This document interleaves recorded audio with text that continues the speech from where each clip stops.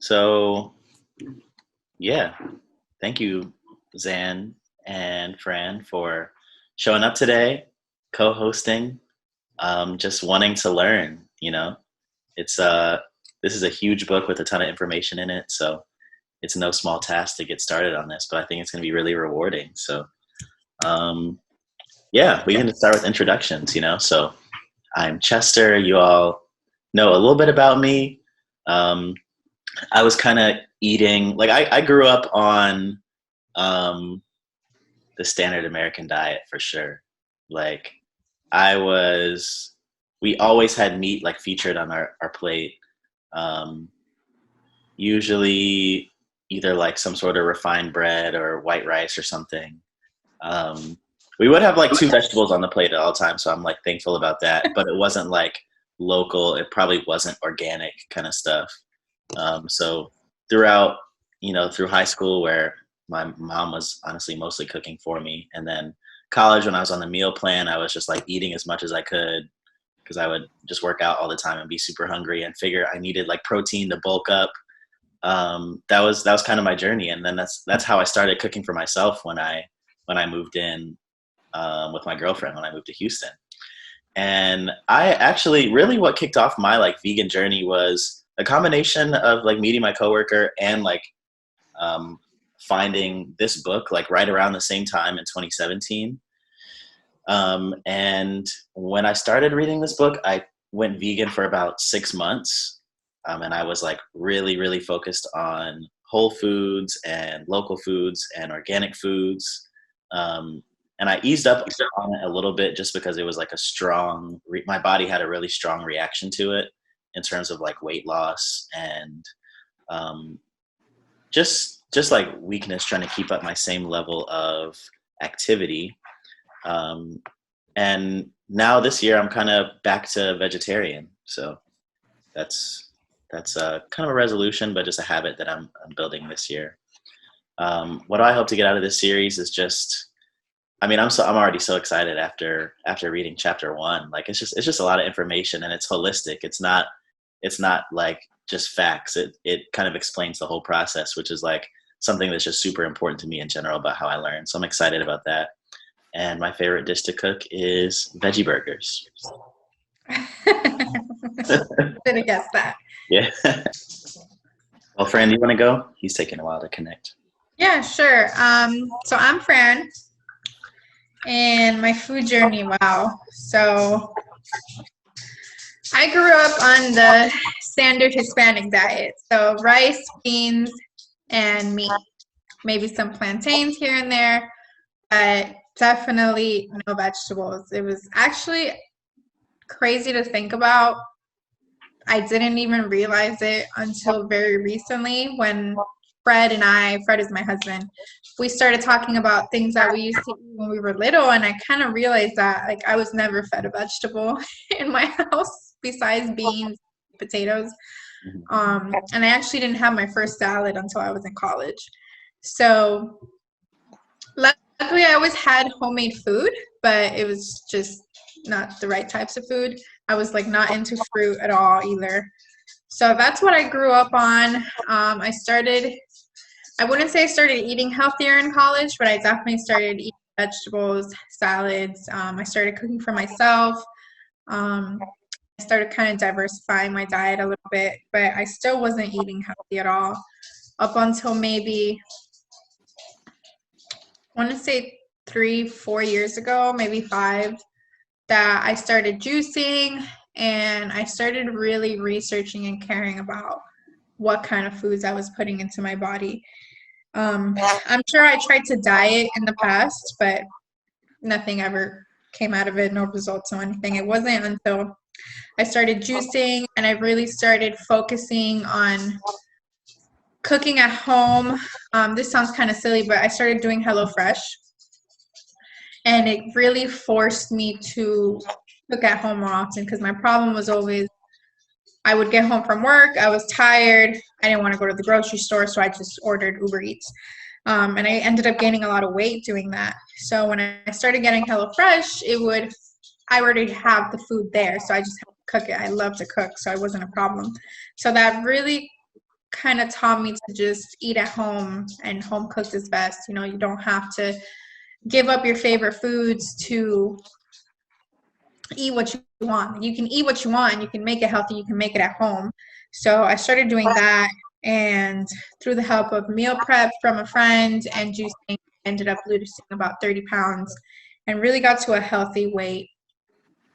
And then after that, I moved to Texas and I started watching, you know, your standard documentaries like What the Health and Cowspiracy.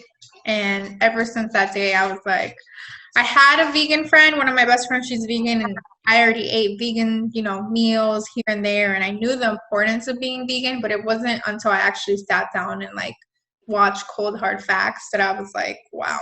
And ever since that day, which is nearing a year now, I've been vegetarian. So that's where I'm at with my food journey.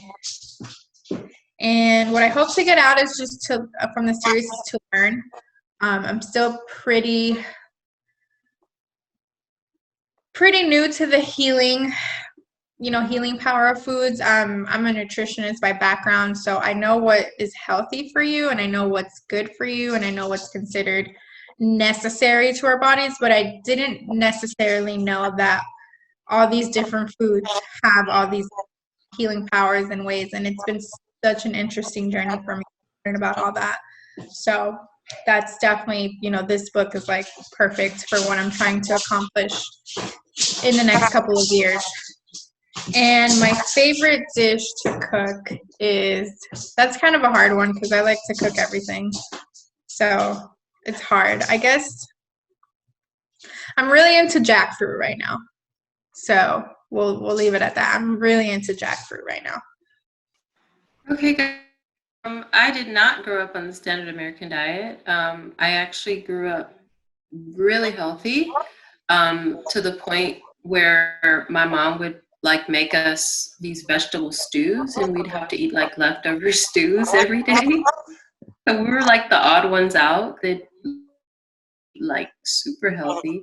But the thing is that I grew up overseas for significant part of my formative years in Saudi Arabia. So I was exposed, well, I didn't know at the time, but kind of in my health journey, I figured out exposed to different things like H. pylori and, you know, different things that you may not find here as much. So segueing into what I'd like to get out of this series, pretty much just want to kind of dive a little bit deeper into not only, you know, basic things about, you know, the you know, like the nutrition density of food, but more so of, you know, other things that food can offer us that may not be so obvious, like some of the phytonutrients or some of the ways that our digestion works, and you know, different things that like the East may offer that we don't really, you know, see here in the West. So I'm just really interested in gaining that broader perspective. And honestly, I have not cooked in a very long time, to be honest. Probably the closest I get to cooking is baking Chester's burgers that he that he brings over to me. Other than that, I eat out a lot, but when I do eat out, I do eat very healthy. But granted, you never really know what you're eating, right, when you eat out. So I am hoping one of my goals for this year is to cook a lot more. So I'm hoping to kind of get some good ideas for some nutrition foundation as well from this course. Nice. Thanks for that. I just learned a lot about you. I've known you for a while. I didn't know a lot of that stuff. So. But Arvind, you want to, you know, just kind of icebreaker, go over these questions? My food journey. So I used to just eat home food, whatever my mom cooked. She mainly made vegetables, meat, fish, and everything. It was pretty healthy as long as I stayed at home. And I moved out of home at 21, and then food had suddenly become like a super difficult thing. But luckily, 21 through 25, I was still in India, and I could still get food that I was used to. Um, yeah, but then 25, I moved to the United States, and food had become suddenly very different. Um, and cooking was not something. Unfortunately, my mom had taught me, so I was literally somebody who had never stepped into the kitchen except to make eggs. Um, so yeah, that's where it started, and then that's where my interest into food started because I lost 20 pounds and I started to become like an unhealthy person.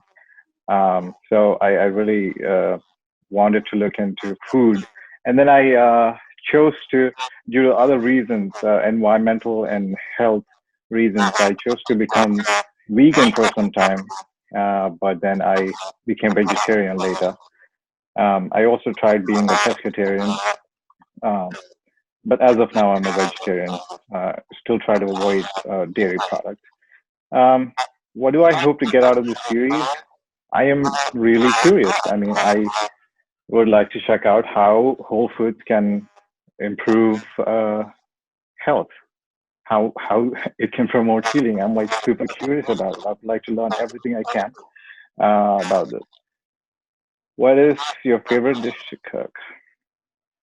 To cook, I think I could say egg curry. Yes, Nice. Do you order the book by chance? I did not, not yet. I'm I just should. curious. It's definitely not required, but I was just curious. Yeah, I probably will. It sounds very interesting, and Yeah, it's very popular as well. very dense. Yeah, I think it's 700 pages, and it's all worth it. So, um, Got you. but cool. All right, good to meet everyone, learn a little bit about everyone, and I honestly don't know how long my Zoom license is good for, so we should probably just kind of move through this. But I started with the end of the chapter here. Like I really thought this integrative nutrition pyramid was super useful, and I think it's a foundation that like if I were to take one thing from the chapter, this is what I would go with. And kind of the teachings of this book say that nutrition is very important, but if you don't have a solid foundation below that, then um, it's just going to be a lot more difficult for you. Um, and it kind of just says that um, you know awareness and food consciousness are you need one to have the other. Your food helps with your awareness, and your awareness helps you just naturally um, choose better foods, not succumb to bad habits. So if that is an issue for you, then that might be a good place to start. I don't know if y'all have an awareness practice, whether that's meditation or just um, some sort of self-reflection of some point, but that's what this book kind of relies on. Um, Second foundation is that activity, and I think this book I think we'll get to it at some point, but I'm pretty sure it kind of recommends like 1 hour of kind of like moderate exercise. I think that recently, um, the high intensity interval training and other kind of like intense kind of exercises have been like really pushed, especially in our culture, because they say this is the most efficient thing, right? Like you can burn the most calories in the least amount of time, get the fastest benefit by doing it like this. Um, not a nutritionist or a dietitian, I'm kind of curious to see, if there is more information about that, but that's just what this book recommends. And then nutrition, so given this is the food pyramid that they come up with, which is whole grains at the bottom. That's kind of the most common that they suggest to be on your plate all the time, followed by vegetables. They start with the complex carbohydrates, then fruits, kind of depending on your makeup, your composition. After that is protein, And I think they, they recommend plant-based protein, but meats for those who might need them for certain things, or if they're transitioning off, which it doesn't really sound like anybody here is doing right now. And then your condiments, your spices that are going to make your food taste good, and also help your digestion, your unrefined fats and oils. So did anyone else have any thoughts about this when they saw this? Was this like new to you? Did it make sense? So this is honestly, obviously it's amazing because we live in such a culture where it's like a quick fix. Oh, do this and you'll lose the weight, or do this and you'll be healthy. And it's like the biggest thing I try to express to people is that there's no one thing, there's no quick fix. And I'll have people hit me up and be like, I need to lose 20 pounds. Can the juice cleanse do that? And I'm like, no, there's nothing that can do that. And even if there was something, it's not healthy, and it's not gonna be sustainable. So I try to stress this pyramid to people so many times, because it's not just one thing, it's everything, it's every factor of your lifestyle. And people just don't realize it, Yeah, no, I definitely agree. And this chapter did talk a lot about dieting, how dieting can be unhealthy too. Yeah. I think I have some stuff on here for that, but if not, we'll revisit that at the end. So yeah, going into mindfulness a little bit more as it relates to food, the author finds that applying spiritual awareness in daily life is of primary importance and the one principle most often neglected in regard to food. So like I was saying, the spirit teaches about correct diet, and good diet supports spiritual practice.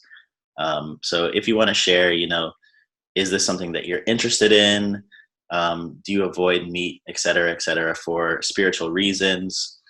For me, like I think prayer for food is very important. Just personally, just giving gratitude for the food on your plate and the people who really labored to make that happen. So I found that allows me to just integrate my food a little better, actually. And I've also found that like one of my bad habits, another one thing that I've like I'm really cutting out in 2021 is like multitasking while I'm eating, not giving full attention to the process of eating and chewing and swallowing, and just rushing through a meal because I'm like watching TV or just not eating mindfully. So that's the thing that's super, super important to me, and while cooking as well. I guess it's a little harder to not really pay attention while you're cooking, but being able to like go through that a little more intentionally there's no way that your food's not going to taste better. And that's kind of what the second bullet point is saying, in subtle but noticeable ways, a meal prepared with mindfulness will taste and look better. And to me, that's just like when you eat at home, you can cook something at home, or you can go to a restaurant and buy it, and it's going to taste 5 times better when you cook it yourself. And there's really no explanation for it. Even if your plating isn't as good as the restaurant, which a lot of times it's not, because they have a standard process, right? And it's going to look the same every time, and it's made to look like that. But to me, it's night and day, So I've never actually prayed before I eat, but it is something that I've always wanted to do. As far as mindfulness, this is something I've struggled with my entire life, just working in bars and working in restaurants and hospitality in general. You're not allowed to eat. So, I came from a background where managers and bosses, like if you were eating, they'd be mad at you. So you'd either have to sneak food or you'd have to rush it. And it just developed this really unhealthy habit of mine of just like rushing through my food, having to eat my food as soon as I get it, because I feel like I'm not going to be able to later. And it develops an addiction, and it sometimes doesn't allow me to enjoy my food, or, it gives me anxiety after I ate. I'll get sick, and it's really something that I've struggled with most of my adult life, and it still goes on now, even when I'm not at work. When I'm at home, even if I come in through the door, I'm like rushing to eat my food, and I'm like, why? You know?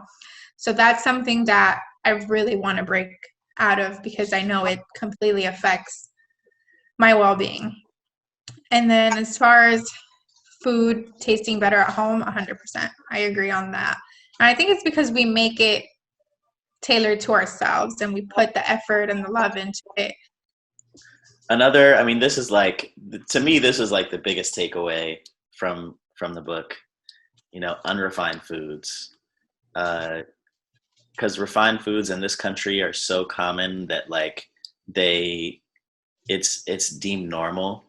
Like when I always thought all-purpose flour was like whole flour, because it's just called all-purpose, right? Like it's just like you use this for everything. Like it's literally branded as all-purpose flour, and they remove the most important part of the wheat when they make that. And like so many things in the U.S. are made with all-purpose flour, whether it's bread or the pastries that we love, and the donuts, and it just when a batter for something that's fried, like it sneaks into everything.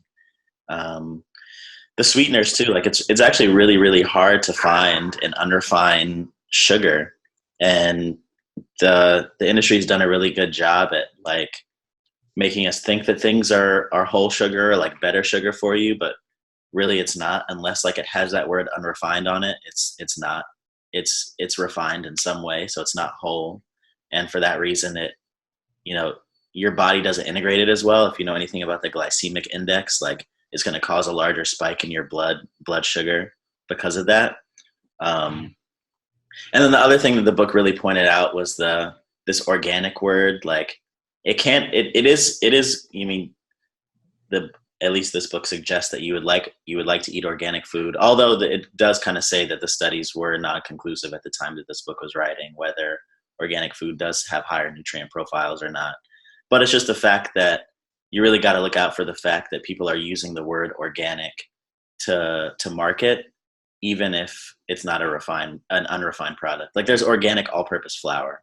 So you take like a whole food and you cultivate it without, you know, whatever the government decides is the requirements for this organic process, and then you strip some of the nutrients, the most vital, you know, minerals and nutrients from the food, but you can still use the word organic on it. So you got to be really careful when you're buying these foods to look out for stuff like that. And that's exactly what the second quote is saying. Those bitter tasting parts of foods, right? Like some people don't like brown rice because it just tastes funny. It doesn't taste good to them. But that rice bran that we're removing is like a superfood in itself. Like the book was saying, it has 70 different antioxidants or micronutrients just in that rice bran alone. Like it's one of the most nutritious foods on the planet. And we take it away because it makes the food easier to chew. It makes it faster for us. It hits our brain receptors faster, right? So it's more of an instant gratification. And I really liked this quote. It says, you know, the stresses of the 21st century lifestyle cause us to eat those refined foods, but those refined foods are what's increasing our stress. Like we need that balanced digestion, that balanced nutrition that whole foods provide, in order to lower our stress levels, as we're required culturally to do more and more. So. Yeah, I had a question about that, Chester, if you don't mind. So I was really surprised to see how unhealthy homogenized cow's milk was. When they broke that down, I was just super shocked about like how in the end it contributes to cholesterol. So I don't know if you know the answer to this, but I haven't drunk cow's milk in a long time, but I do drink almond milk, and I noticed that almond milk is also homogenized. Is it still unhealthy given that they do that same process, or is it different because it's not an animal product? I assume, well, from what I understood about the homogenization of the cow's milk was that there's a certain enzyme that is kind of contained in the fats of the milk that gets sheared whenever it's homogenized. It gets put into small particles, and then when those particles break at some point of digestion, it just attacks whatever's closest to it, which usually ends up being a wall of your artery, which is what's going to cause that atherosclerosis, I suppose, right? Where your artery gets attacked, and then you're going to have a calcium buildup to close it up, and that's what's clogging your arteries. So that I believe that's something that's only that comes from that specific enzyme wouldn't be in like almond milk or anything. That's not going to be in almond milk. That's going to be part of the animal product. Okay. Interesting about the homogenization of the almond milk, though. We'll definitely have to do some more research on that and get back to it. We make our own almond milk. And traditionally what almond milk is, it's literally just almonds and water. So there wouldn't be those hormones in there like cow's milk. Of course, there's the question if you're buying it from the store, preservatives, what are they putting in there? But it still wouldn't have the same hormones or even nearly the same makeup as cow's milk. So I definitely don't think, it's like apples to oranges. But I was also too shocked at all the information on just like excess calcium in milk and just how not good it is for us. And it's super crazy to me because we're told since we're little, drink milk, it's gonna, you need it for your bones, it's gonna help you grow. And then in the book he points out like how many we age and then we have arthritis and osteoporosis and all these degenerative diseases, and it's because of the milk. And we're not taught that we need magnesium as just as importantly as we need calcium. So my biggest question when I read this chapter was, how do we fix it? How do we teach parents and children that just as important as it is to get calcium, you also need to get that magnesium to balance it out and avoid that excess calcium, because magnesium is going to regulate the calcium. So if you're not eating your vegetables and your fruit and your whole grains and your seeds and your nuts and your legumes, you're eating all this calcium, and it's actually going to hurt you rather than help you be strong and healthy. So it's like, how do we change that narrative? So that was like the biggest takeaway from this chapter for me as well, is how do we get America to, I'm not saying, oh, don't eat calcium, but you need to eat both of these together. How do we, and then parents are so, they always focus on the milk, and then they don't focus on feeding their children vegetables. They don't focus on feeding them nuts or seeds. These are specifically the things that parents really don't emphasize, but it's actually just as important.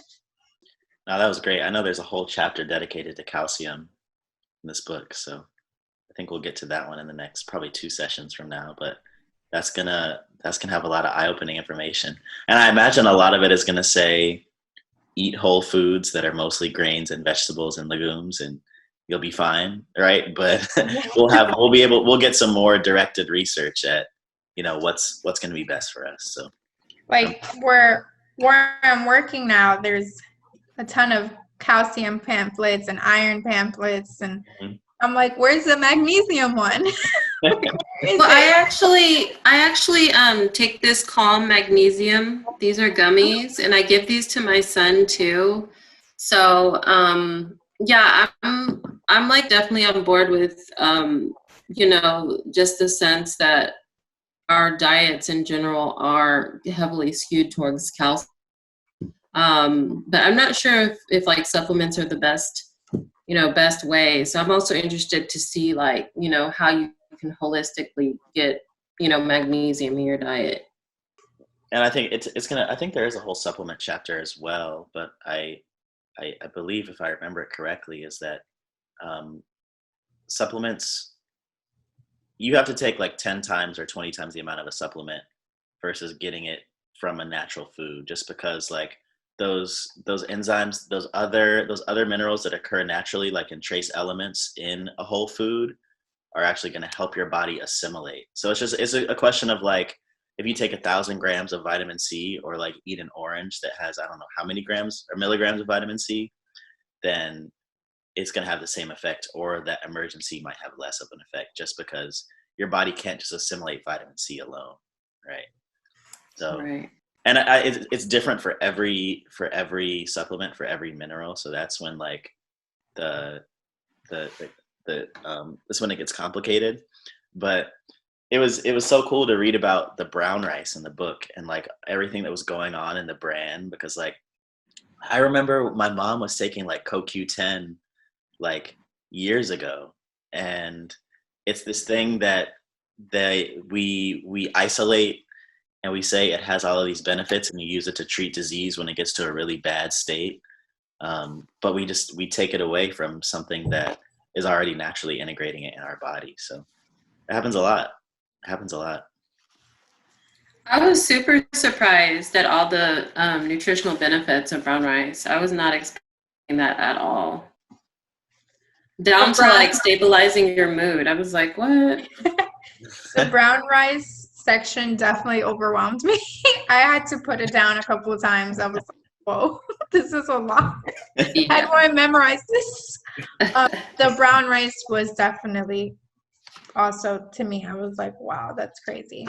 My understanding of supplements is basically, number one, obviously they're better to take them if you're not getting that vitamin at all, but at the end of the day, we just have to remember that it is an artificial version.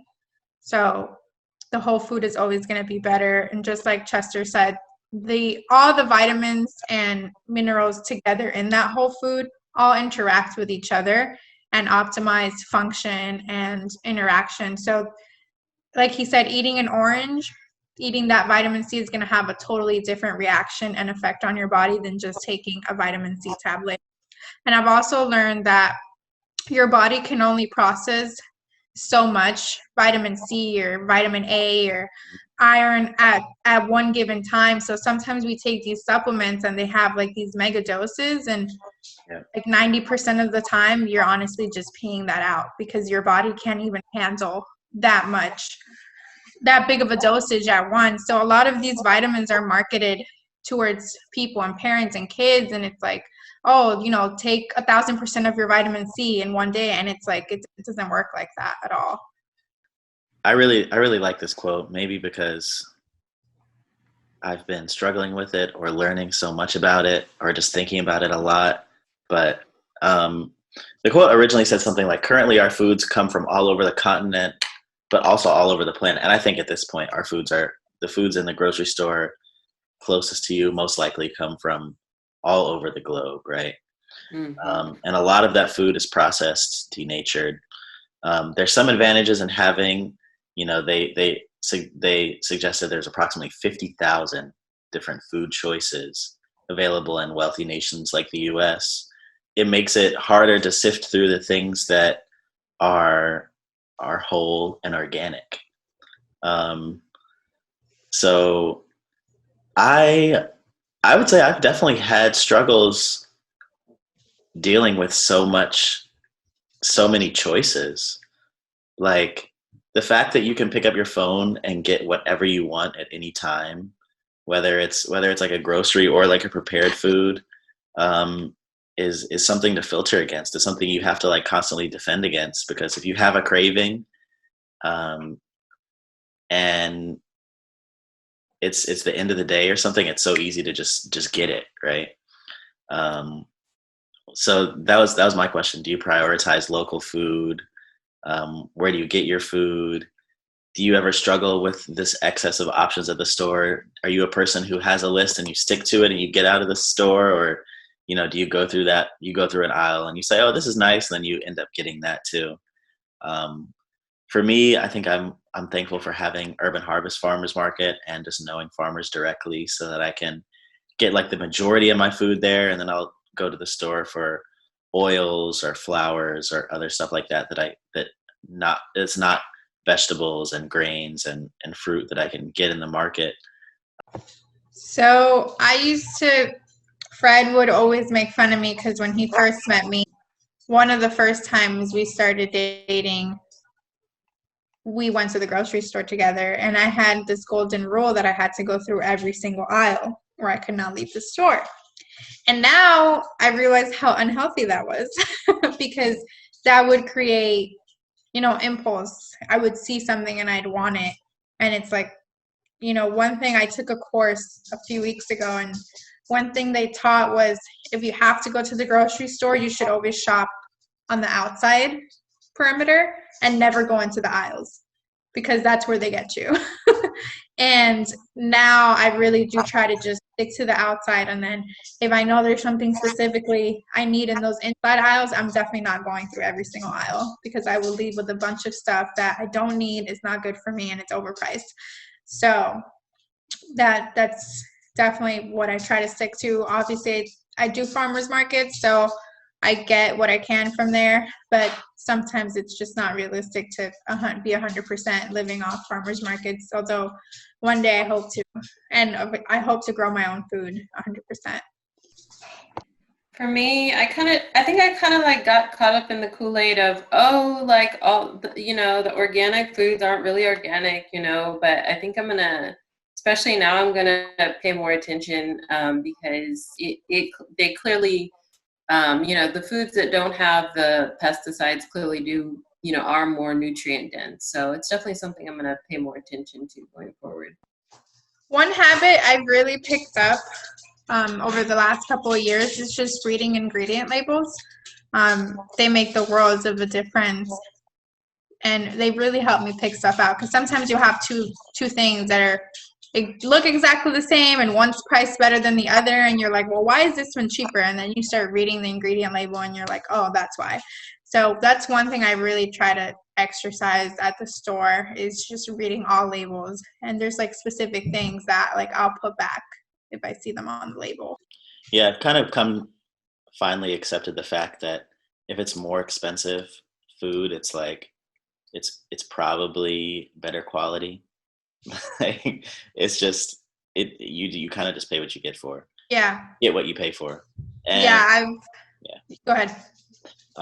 Same thing at the farmers market. Like, some people go to the farmers market and they say this price is insane, outrageous, and then you taste it and it tastes incredible, or you accidentally leave it in your fridge for 2 weeks and you take it out and it's still fresh, right? Because it didn't go through a week-long supply chain to get there, and who knows how long it was sitting on. The farmer picked it yesterday. So there's kind of a few things that make a difference. But the other thing that I thought about when you were talking about the aisles is that, like, if you read those articles about how grocery stores, or just stores in general, especially grocery stores, are laid out so that you have to walk through as much of the grocery store as possible to get the essential things, like the eggs and the milk are at like the very back of the store.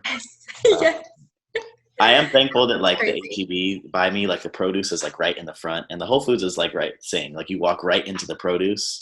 But if you want to get like bread, or if you want to get more than just produce, like you're gonna walk by something, and there's gonna be a decision for you to make, right? Like it's just a lot of stuff flooding your brain. So it's and it's crazy how almost all the stores have kind of like a similar setup, and then we've never really thought about it before at all. Like it's just like, oh, this is normal, and it's like, whatever store you go into. Sorry, my dogs are like starving for attention right now, but you walk into any store and you kind of just know, oh yeah, the milk is going to be in the back, and it's like we've never thought about the why. Why is it?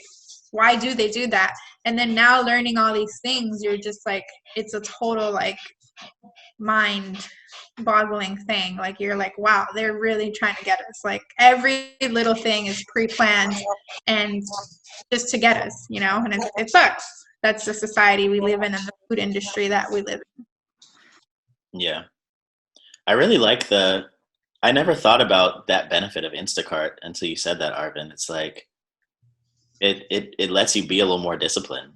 Like, yeah, especially when you're looking at your cart with the whole total and you're like, oh, this is, you can see all the prices there before you get up there. Like that's that is like an interesting psychological benefit of buying groceries online that I never considered before. What else we got here? That was about it. I left. There were some things in here that at the very end of the chapter that I thought we could all think about until next time, just kind of have in the back of our minds, and maybe we can speak a little bit about what the chapter said about diets at this point. But it says, rather than seeking the perfect diet that's instantly available and good for all time, consider your current diet and how you might like to improve it. Try not to rush, avoid worry, and over-concern when changing something as crucial to your well-being as your diet. And as you learn more, implement the changes you're comfortable with. Let your diet evolve in ways that are harmonious and therefore healing. Don't push the river. So, yeah, I mean, I think if we can all just think about, maybe one or two things about our current diet that we'd like to improve, versus I want to be perfect today. And, just be aware and be comfortable with where we are, and where we want to go. I think that's kind of something that we don't necessarily have to share before next time, but I think that's just going to be a healthy exercise for all of us. And yeah, what this covered about diet was, I think if I remember, there's about 3 main topics. So one interesting thing to me was that like this keto diet that's made a comeback is one, I didn't realize that this was something that's making a comeback. I didn't realize this is something that was marketed as something different in the past, at least in the US. Like apparently there's this diet by Dr. Atkins called the Atkins diet, which is essentially the same thing, maybe about 25 to 30 years ago. And You're too young for that, Chester. I always remember, like, I would go into Half Price Books, like, way back in the day, and there'd be these books on the Atkins diet, and I'm like, what is this? But I remember, like, my grandma, like, doing it, and aunts and uncles when I was little. Right. But it's interesting because it was so interesting to me. I'm gonna have to pull up the quote because the book said something about the keto diet. It praises this thing called ketosis, which is when your body doesn't have carbohydrates, so it turns to start burning fat, which is kind of where it burns fat for energy, which is where the weight loss comes from. But let me see if I can find the book because it was like the most interesting thing or the quote, because it was so interesting. While you're doing that, I tried the keto diet like 3 years ago and my heart started racing and I just couldn't do it. I think it's probably just like my body, like I have to have carbs for some reason, and I think that the book really highlighted that your body will naturally seek to get the carbs to balance the protein. So it didn't really work for me, but I know a lot of people like really swear by it. Yeah. No, okay, so I found the quote. It says, carbohydrate deficiency resulting in ketosis is routinely experienced by those on the high protein regimen. So the diet says, go into ketosis, it's good for you. But this book is saying ketosis results when you have a carbohydrate deficiency. Like, this is not something that you should be forcing your body into, right? Like, this is, your body's not getting enough carbohydrates, so it's going to resort to the next step. And it's just like, I don't know what your experience was on the keto diet, but the body just tends to crave those carbohydrates, and it craves them in big ways when it has such an excess of protein.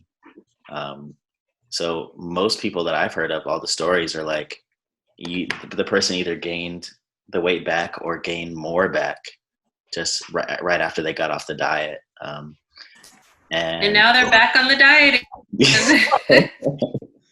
Yeah, and diets are psychologically an interesting thing. It's like a quick fix, just like you were saying, Fran, about people who come to you and say, I want to lose 20 pounds in a week. Like, if you do that, there's such a small chance that it's going to stay off. Like, I just couldn't, I can never see that happening, That brings me to one thing I wanted to mention when I was talking about the quick fix.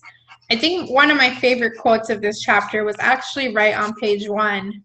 And it says, food also acts as a foundation medicine. It is sometimes slower to take effect, or more profoundly affects all systems of the body.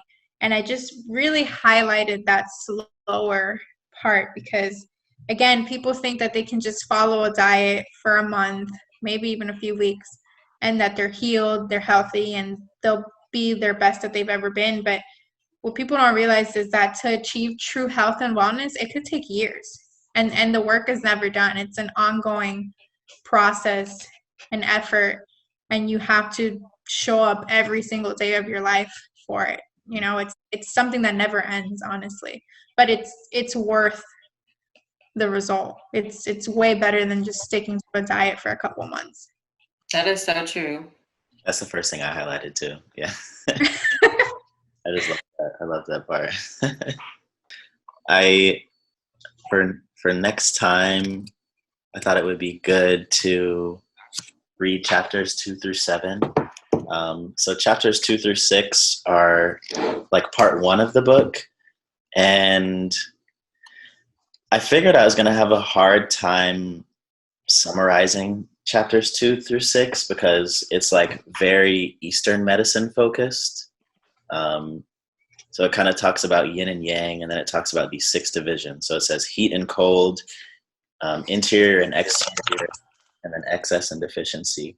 But I mean, it's kind of a foundation for the book in terms of moving forward, of saying, describing diseases and describing how foods alter your body. So we'll do our best with summarizing that and moving forward with that. And then I did want to throw in chapter 7 in there as well, because it talks about dietary transition, and that's kind of a short chapter that just has a lot of really useful information in there. So really appreciate y'all showing up today. So we'll see you soon. Bye, guys. Yes, well.